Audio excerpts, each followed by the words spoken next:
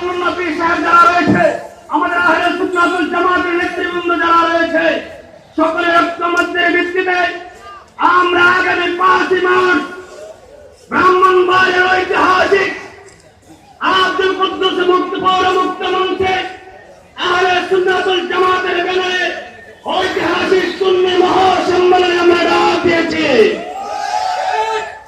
আজকে যেভাবে দৌলতবাড়ি হুজুর পীর সাহেব কেবলার আহ্বানে আপনারা যেভাবে বাংলাদেশের বিভিন্ন প্রান্ত থেকে সমবেত হয়েছেন, আগামী 5 মার্চ পীর সাহেব কেবলার আহ্বানে ব্রাহ্মণবাড়িয়ার আহলে সুন্নাত ওয়াল জামাত তথা সর্বস্তরের পীর মাশায়েখদের আহ্বানে সাড়া দিয়ে আপনারা দলে দলে উপস্থিত হয়ে সেই মহাসমাবেশকে সফল সার্থক করার উদাত্ত আহ্বান জানিয়ে আমি আমার সংক্ষিপ্ত বক্তব্য এখানে শেষ করছি।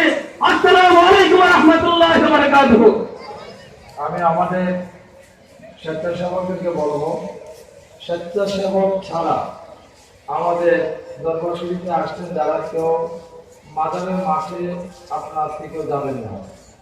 আমাদের মহিলাদের সমস্যা হচ্ছে বলে আমি প্রশাসনকে বাধ্য করছি বলার জন্য মাজারের মাঠে যাতে কেউ না যায়। জিয়ারতকারীরা যারা জিয়ারত করতে আসবে তারা রাস্তা দিয়ে ঘুরে মাজার শরীফ, বড় মাজার শরীফ জিয়ারত করবেন, আবার রাস্তা দিয়ে ঘুরে মেইন গেট দিয়ে প্রবেশ করবেন। মাজার শরীফের মাঠের উপর দিয়ে আপনারা যে অসুবিধা করবেন না। যদি পুলিশ সেখানে আপনাদের মাজার শরীফের মাঠে কেউ যদি ঘোরাঘোরা